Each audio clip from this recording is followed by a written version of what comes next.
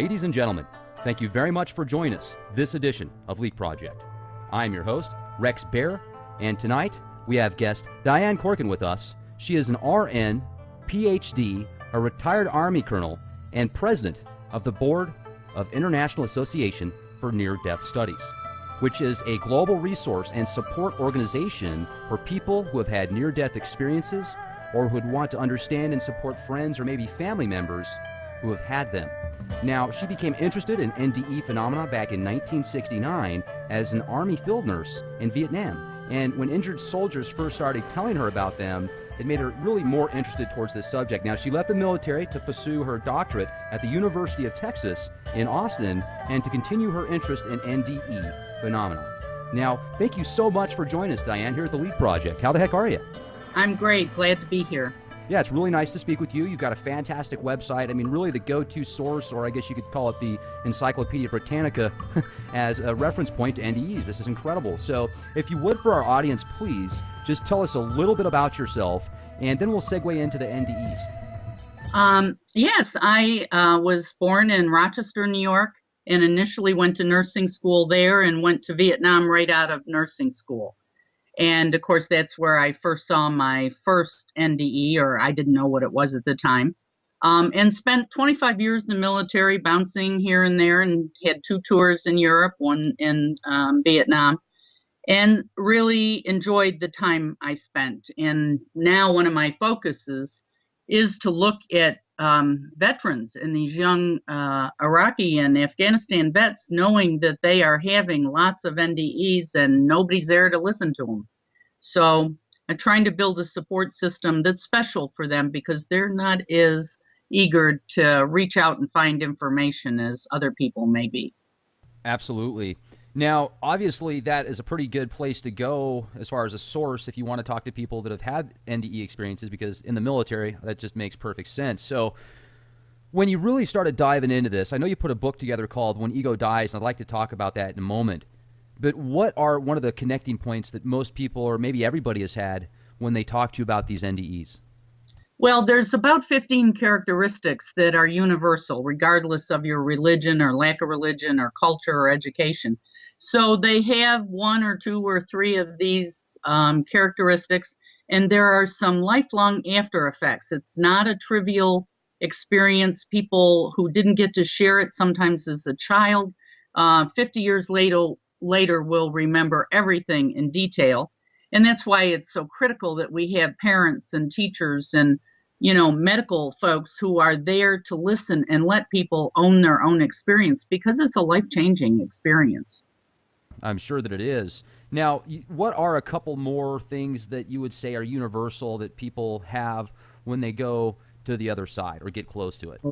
Well, they feel a sense of separating out from their physical body, and sometimes we'll talk about looking at their physical body, let's say in an emergency room, and they're up on the ceiling watching the resuscitation or anything that happens. Once you're separated from the body, there's no pain. They talk about going through a tunnel, going to this other place that has different music, different colors.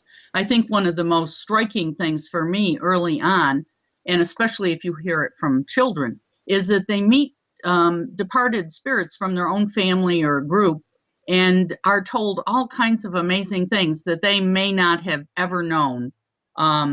Especially with kids, they talk about, I met my grandparents, they lived in London, and they'll talk all about that. And they have never met them, didn't know about them, didn't know what they look like. So there are some really extraordinary characteristics of, going to the other side. And of course, I'm always amazed why people wouldn't want to know about it, since we're all going someday. Wouldn't you want to know a little bit about how other people experience it? So it's fascinating, and new experiencers, I always recommend they come to a conference, because it literally changes their life. They walk into a family that's totally accepting, gets it. All the people there know about it, get it. They're not going to feel uncomfortable. And for the first time, they may have been really, really supported, plus get different information about after effects and other things that might come up. There's a lot of things on YouTube that we see sometimes of people explaining their experience. And when you watch them and watch the emotions they have, even 30 years later, you know this is something special. Absolutely. Now, I am thinking of a time that the first experience I had out of body, I wasn't even trying to do it. I didn't even really necessarily believe in it. I mean, I always thought there was the possibility and had heard of it before, but I was going to sleep, and as I was falling asleep, like literally, I felt myself come out of my body and I could see myself, and it scared me to the point to where I woke myself up. It really freaked me out. So, and then it happened again, and it freaked me out. I woke myself up again. And after that, it really changed my perception. It wasn't a near-death experience by any means. I was just going to sleep, but I started to research the OBE phenomena, astral projection, and got into some really neat books that talked about practical applications on how to do it. And I've had several experiences since then, but that one in and of itself was the most fascinating. And the reason I'm bringing it up is because you talked about people that you have talked to that had these NDE experiences where they were looking at themselves maybe at an operating table or in the hospital, and you said they disconnected at times. So everybody has those OBE experiences. I mean, whether they remembered or not, right? So there's that disconnect that you're talking about. It reminds me of the cord, almost like you hear about the astral cord or something. Can you talk to us a little bit more in detail about disconnecting? Well, I think, it's strange if people die. And remember, not everybody has to nearly die or die to have an NDE. Sometimes it's just people that are very, very sick, get in a horrible accident, get electrocuted, get drowned or near drowning. So the NDE has that as a characteristic, but people can learn to do OBEs through meditation and a lot of other ways, but it does happen to be one of the characteristics of the near-death experience. And it's kind of, they're trying to figure out, are they dead or alive? Whose body is that they're working on? And then they recognize that it's their body and trying to figure out, am I alive? Am I dead? Where am I going? Where am I? So there's a lot of things to process pretty quickly for people. And hopefully they'll get to meet some folks on the other side who will help them do that. Absolutely. And have you ever heard about people hearing noises or trumpets? There is music. I've heard people talk about music that's very different on the other side. There's kind of a swishing sound sometimes. I'm not sure if I've ever read anything about trumpets exclusively, but there is other sounds in music that are different than anything that exists here. And you've actually talked to people personally that have had these experiences? Oh, hundreds. Yes, hundreds of people. Okay. And do they ever talk about life flashbacks? That's one of the very interesting aspects of NDEs. Not everybody has this component, but it's called a life review. And they go to some place where they look around a room and will see like aspects of their life from the beginning. And frequently it's an aspect in which they were not very nice or did something that was not caring and loving, and they're judging sort of themselves, and they're feeling the experience from the other person's perspective. So if they were a bully, they're going to feel what it was like to be bullied. And I guess that's one thing that is helps me when I look at the horrible things that people do sometimes, and I think this is not going to be a pretty picture on the other side. So kind of what goes around comes around in that aspect, and you hear quite a bit of that. That's something I'd like to talk about, because there's been so many that I've spoken with before that have said when you're on the other side, you're basically just like pure energy almost, and there really isn't karma on the other side. So there are, I'm sure, different levels and experiences when people have NDEs. I've read about people that said they went to hell and experienced flame and such. What are some of the darker NDEs that you've had a chance to hear about? The people that I've talked to, and I've talked to hundreds, so probably more than most people ever have talked to, I have only heard of 2 experiences that were more frightening in the aspect that they were alone, and they felt lonely, and it was kind of barren, not all the pretty pictures, flowers, and people. So I've not ever heard personally the hellfire damnation aspect of something, but I have heard of people who had a more lonely. Nancy Bush has written the book Dancing with Death, And it is a whole book on distressing NDEs. And so that aspect of it is really good if you look at her stuff and see where you're coming from. But not something that I hear a lot about. But of course, it's difficult to talk about these, difficult to talk about the positive ones. So we know certainly it would be difficult to talk about ones that were more frightening. Absolutely. And what did you mean by a minute ago when you said that there was kind of karma on the other side? Well, that's the part that you asked me about the life review. People are seeing and feeling what they did or did wrong in different instances over their life. So that's kind of it comes back around for them to understand that being a bully hurts people, that all these negative things that they might have done have consequences. And a lot of times when you come back from this experience and see these kinds of things, people are changed. People absolutely are changed from this experience for a lot of different reasons. What do they tend to typically do after? Are they more in tune with nature and friends and family? Much more in tune with nature. They get to understand while they're on the other side that we're all connected, and they're connected through nature and how nature is interwoven in everything we do. They are not as materialistic. Many people will change their profession. They will go into more altruistic professions. And many come back and are much more spiritual and want to, do kind things and be part of a universe that is spiritually oriented. And they might be interested in quantum physics or something they learned on the other side that they didn't remember all of it, but they might got a little twig of it. And so then they start studying that on this side. Now, have you ever talked to anybody that maybe came back with a certain ability or psychic type powers or such? Oh, we have several people that do that. The two things that most frequently happen are people come back either with psychic ability or healing ability. Sometimes some of our experiencers have pretty terrific healing ability.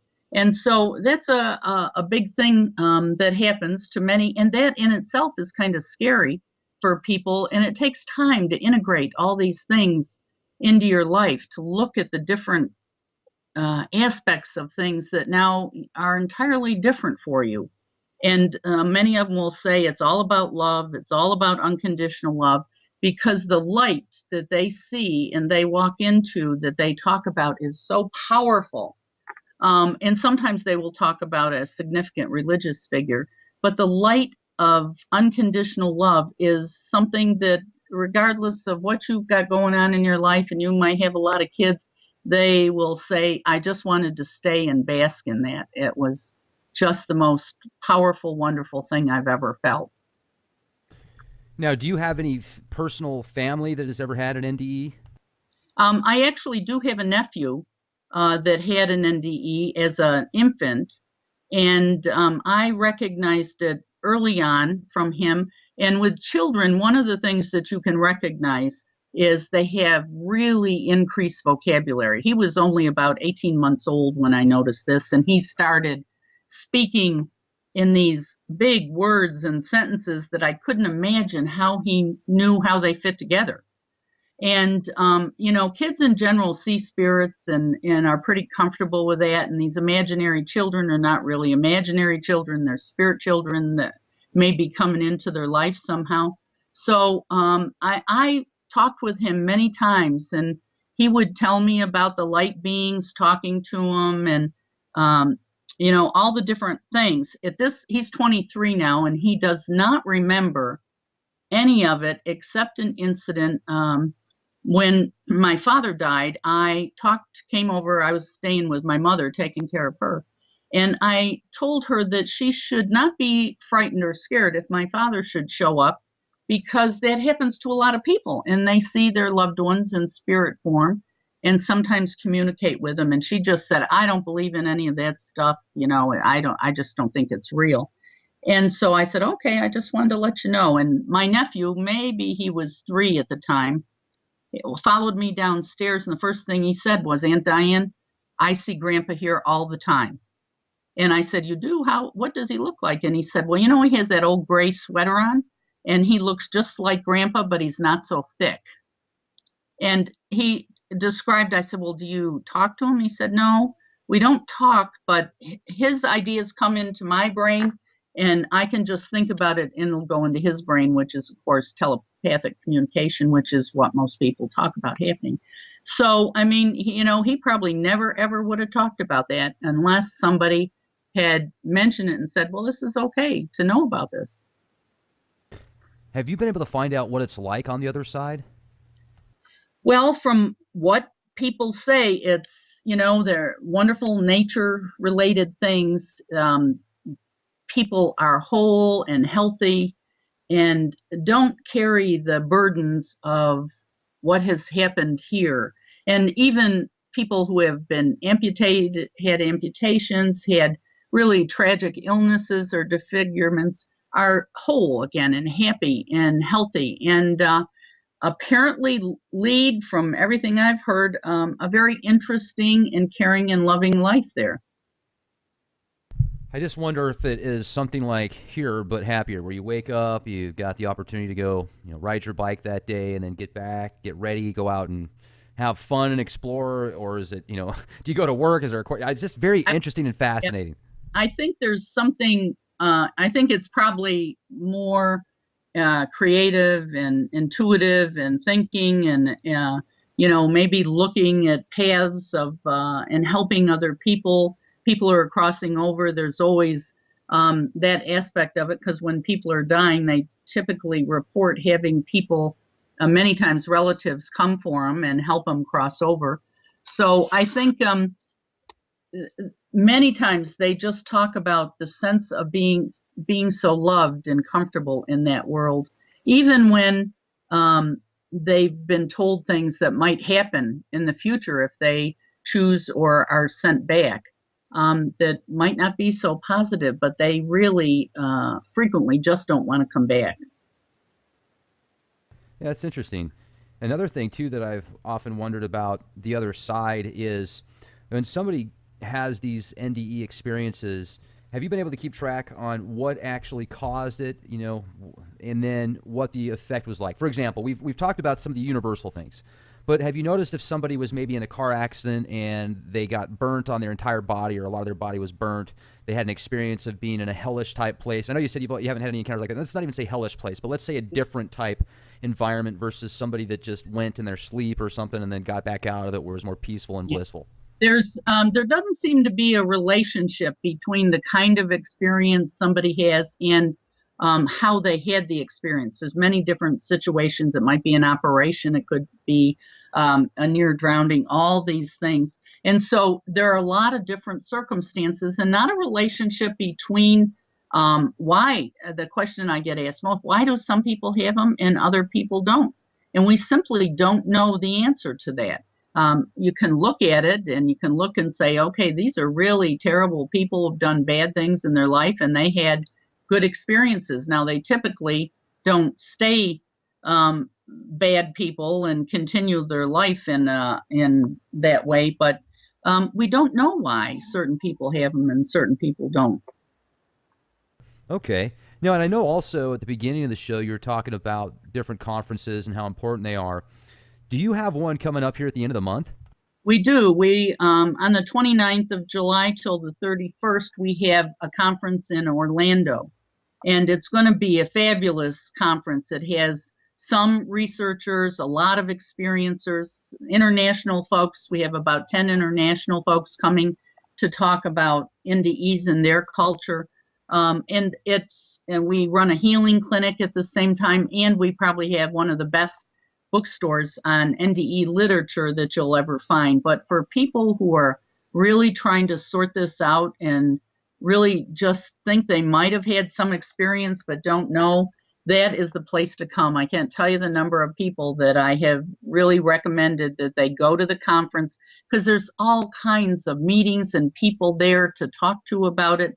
Half of them, at least half of them, will be experiencers. Then there's, healthcare professionals and researchers and other people, but everybody's there, knowing and believing and only there to try to support and be part of the universe that's supportive of these people. Now, I mean, I'm looking at the website right now, IANDS.org, and not only do you have different research articles and types of study, but then you've got your dates on your conferences, a storefront up there. Now, let me ask you also, when you first started doing this back in the 60s, research, have you noticed over the years that anything's changed? Well, certainly when I started this, after I came home from Vietnam, I really was on the warpath, so to speak, that I thought every doctor, nurse needed to know this and be there to support their patients. And that has certainly come along slowly. I mean, we now have physicians that have written a book. There wasn't one book written. Raymond Moody's book was the first one in the mid-70s. Now there are thousands of books of people, experiencers, telling about their experience and the different aspects of their life and how that worked. And a couple of people have had multiple experiences. And we've had people who attempted suicide and had experiences. And that's always a question we get asked. So, if they attempted suicide and had a near-death experience, they're much less likely to ever try that again because they get the answer. They get to know what their purpose is. They get to see that nothing is in vain. All of this is part of their path. Yeah, very interesting indeed. Now, has the stuff that you've researched, has it made you feel more comfortable with the other side? I mean, with eternal life? Oh, absolutely. I mean, I'm a nurse, and we never got formal training on things with people who are dying. And I've used it a great deal over my career to help people understand what it might be like so they won't be frightened.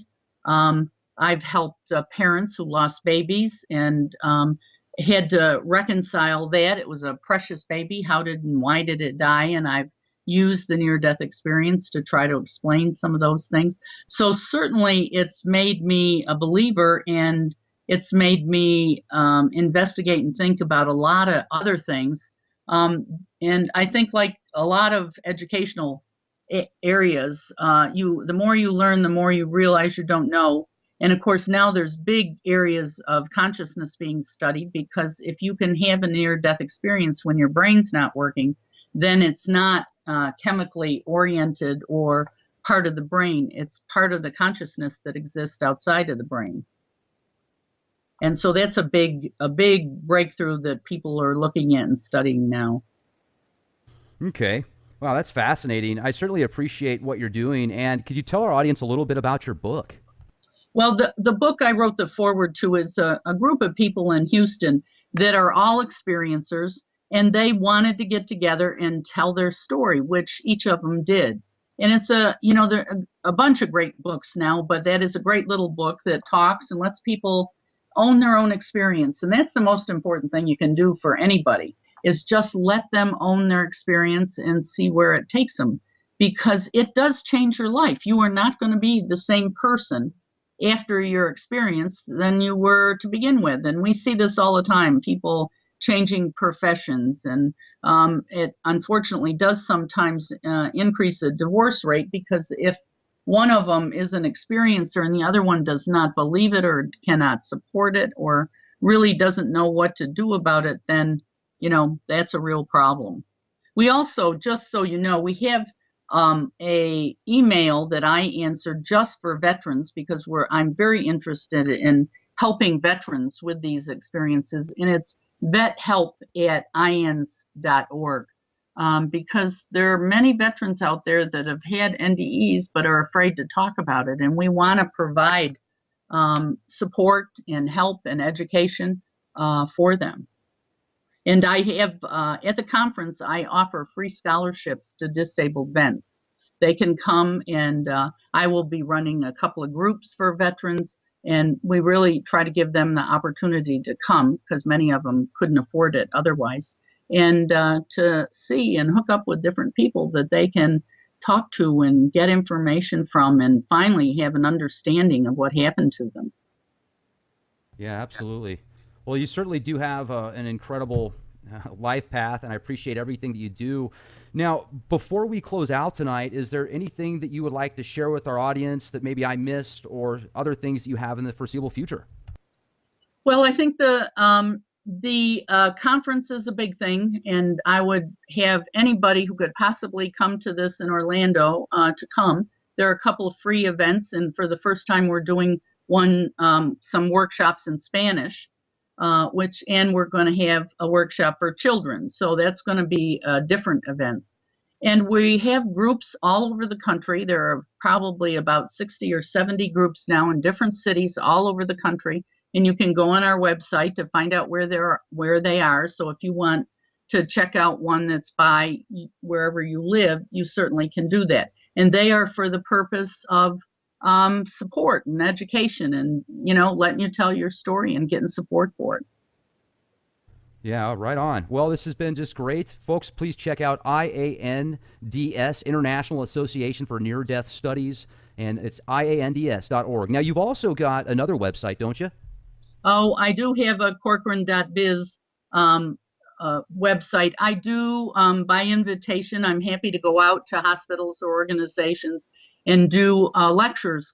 Yeah, sure. Anybody that asks me to come and speak, I'm happy to do that. It's part of, my purpose is really training medical folks and getting out there and getting somebody with credentials who can explain it to them in a way that they can understand it, because it's happening in every hospital across the country. And doctors are the big holdout. There's some of them still not sure what to think about it. But once they've had patients or had people, and if they can listen and talk about the statistics and the research and the things that have happened, it sometimes will resonate with them then to understand that there are lots of people in their practice having these experiences. Okay. Well, yeah, I mean, that's certainly what you do, I think, is just wonderful for those that are very nervous about passing, or maybe they had a family member or friend that recently went to the other side and they don't know what to believe. I've got a good friend that's completely atheist, and he thinks that when you're dead, that's it. And, myself, I don't know. I do feel that there's a higher power and eternal life somewhere, shape, or form, but it's very fascinating and scary at the same time. So it's really nice to speak with you, and thank you for giving us these gems of knowledge. Now, is your book available on Amazon, When Ego Dies? Is that the best place to get it? Yes.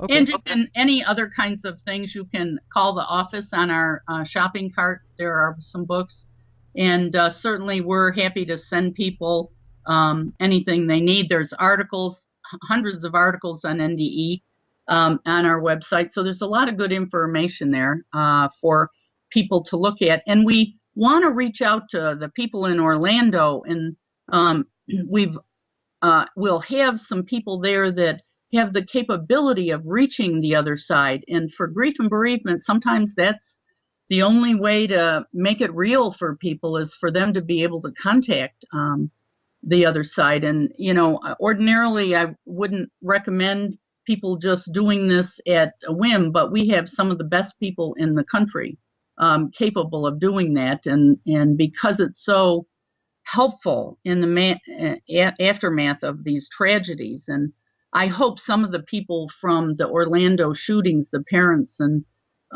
will come and try to get some help and resolution for them by losing their loved ones, because people who understand near-death experiences have a whole different understanding about losing somebody. It really does help soften the blow. And your point about atheists, we have a lot of atheists that have these experiences, but typically they aren't atheists after they have one. They have some understanding of a higher power then. Well, that's certainly good. Yeah, absolutely. Well, it certainly has been nice to speak with you, Diane. I appreciate you coming on the Leak Project, and keep up the fantastic work. I hope this conference goes really good for you.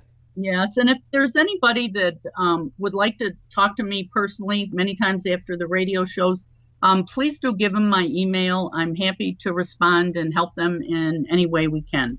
Fantastic. Well, great to speak with you, and make sure to check out leakproject.com, folks. If you become a contributing member at Leak Project, you'll have access to exclusive content. Also, if you subscribe to youtube.com/clandestine Time Lord, you will have access to all the latest podcasts absolutely free. Thanks for everything. Be safe and be the change you want to see. This is Rex Bear. Good night. Good night, Rex. Thanks for having me.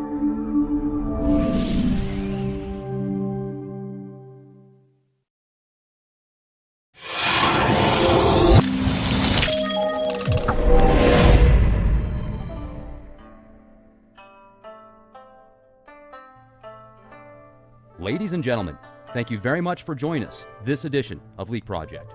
I'm your host, Rex Bear, and tonight we have guest Diane Corcoran with us. She is an R.N., Ph.D., a retired Army colonel, and president of the Board of International Association for Near-Death Studies, which is a global resource and support organization for people who have had near-death experiences or who would want to understand and support friends or maybe family members who have had them. Now, she became interested in NDE phenomena back in 1969 as an Army field nurse in Vietnam. And when injured soldiers first started telling her about them, it made her really more interested towards this subject. Now, she left the military to pursue her doctorate at the University of Texas in Austin and to continue her interest in NDE phenomena. Now, thank you so much for joining us, Diane, here at the Leak Project. How the heck are you? I'm great. Glad to be here. Yeah, it's really nice to speak with you. You've got a fantastic website. I mean, really the go-to source, or I guess you could call it the Encyclopedia Britannica as a reference point to NDEs. This is incredible. So if you would, for our audience, please just tell us a little bit about yourself, and then we'll segue into the NDEs. Yes, I was born in Rochester, New York, and initially went to nursing school there and went to Vietnam right out of nursing school.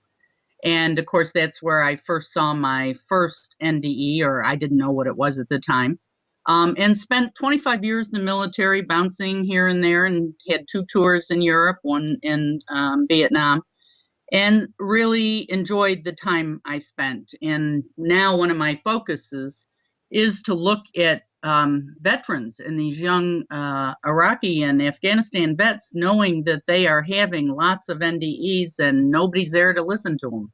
So I'm trying to build a support system that's special for them because they're not as eager to reach out and find information as other people may be. Absolutely. Now, obviously, that is a pretty good place to go as far as a source if you want to talk to people that have had NDE experiences, because in the military, that just makes perfect sense. So when you really started diving into this, I know you put a book together called When Ego Dies, and I'd like to talk about that in a moment. But what are one of the connecting points that most people, or maybe everybody, has had when they talk to you about these NDEs? Well, there's about 15 characteristics that are universal, regardless of your religion or lack of religion or culture or education.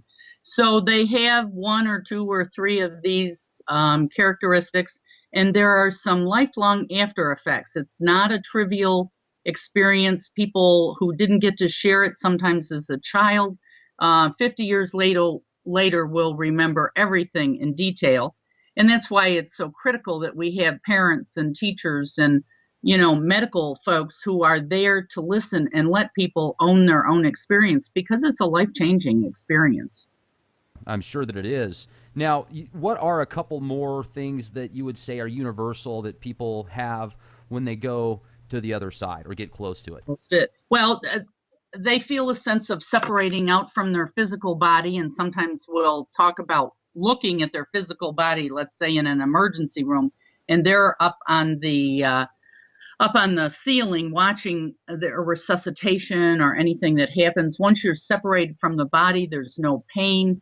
They talk about going through a tunnel, going to this other place that has different music, different colors.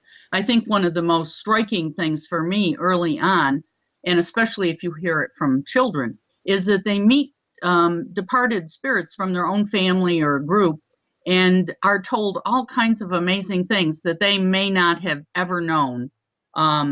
Especially with kids, they talk about, I met my grandparents, they lived in London, and they'll talk all about that. And they have never met them, didn't know about them, didn't know what they look like. So there are some really extraordinary characteristics of, going